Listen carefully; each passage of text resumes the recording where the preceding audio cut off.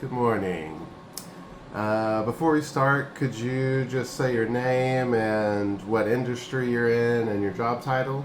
Hi, my name is Elaine Hung. I am a plant engineer and I currently work for a water and wastewater utility here in North Texas. Okay. So I'm going to start with some interview questions.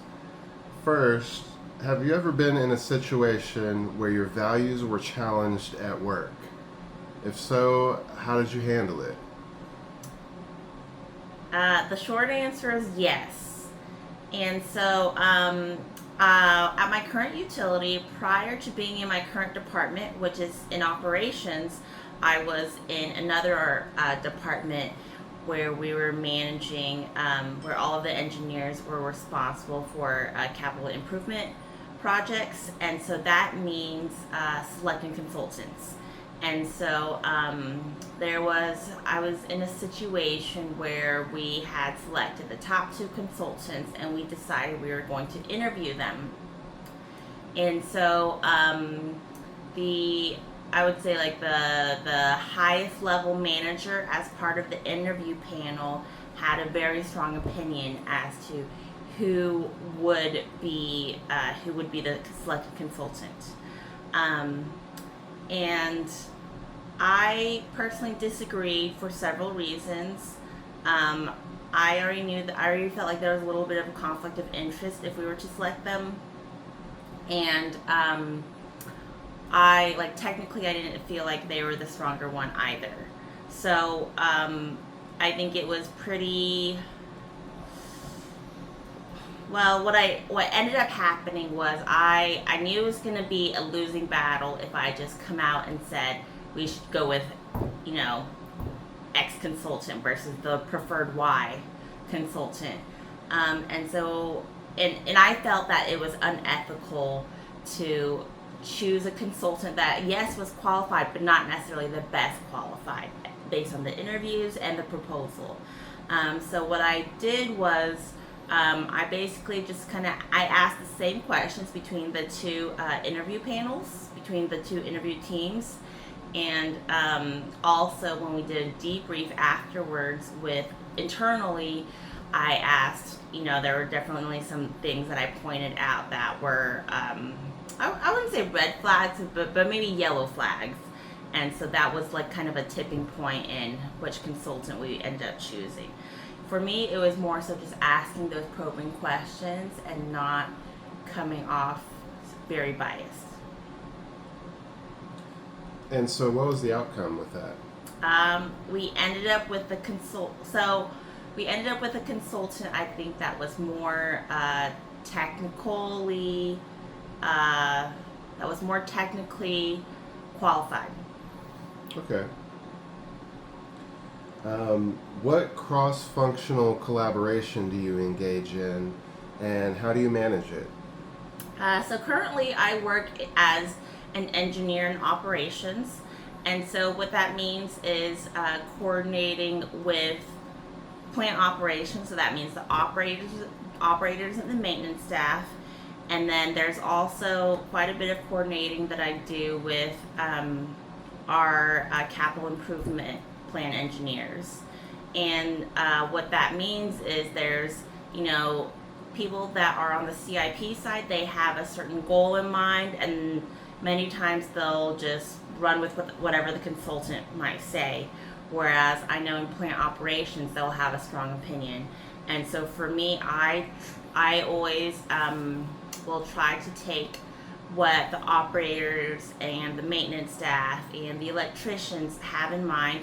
I will take their opinions and I'll incorporate them into design reviews and submittals. And so there's quite a bit of collaboration because I'm trying to get the plant's voice heard. And when you're getting people, I'm just asking a follow up question on that one. Getting people's opinions, do you just ask generically if they have any additional feedback, or do you specifically seek out opinions on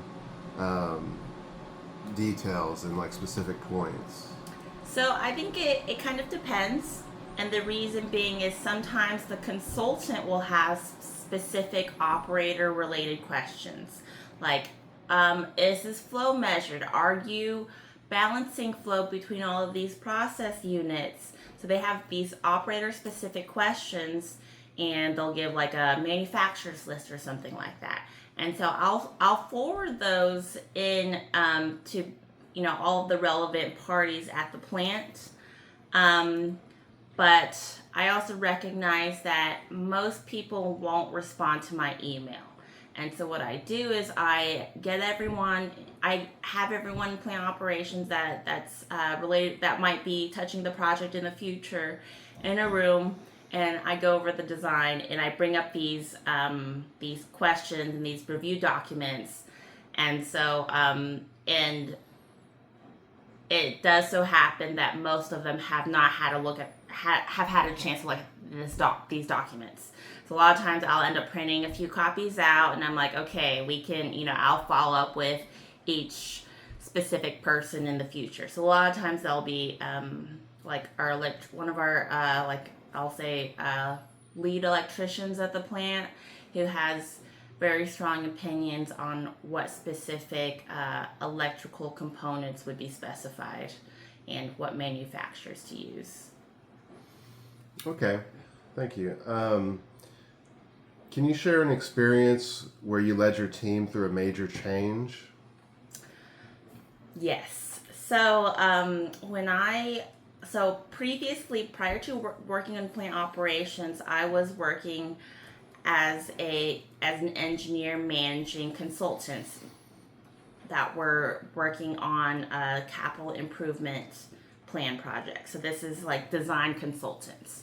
And so I adopted a project, and fast forward, we'll say 6 months, I was getting some feedback that, why would we put this temporary plant, or why would we put this temporary tank here? We still need this tank because it's a backup to one of our other tanks. And then it was just, there were lots of discussion about temporary tanks, why we would need a permanent tank for something else instead.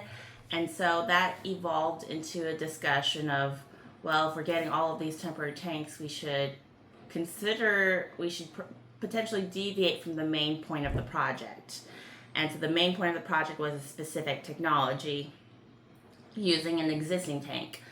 And so when I let my management know, I think they were very unhappy, and they were that we were already in the final design contract. So we had a preliminary design and a final design.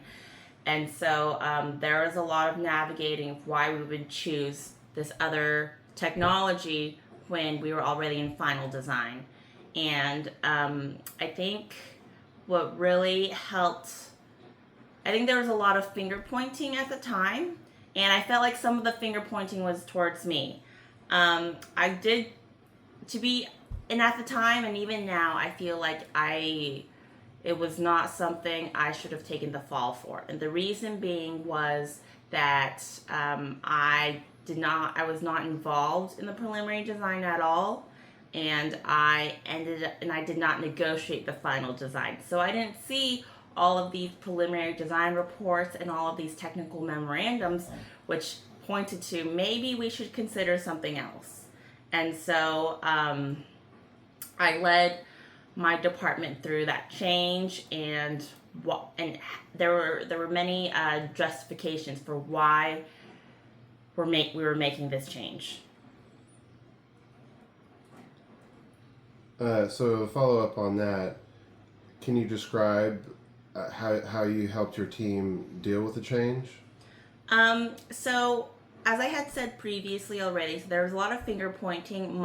A lot of it was directed towards the consultant, and so there was talks of firing that consultant, and I looking at the previous documents, the previous reports that were submitted during preliminary design, I felt like the consultant was not to blame.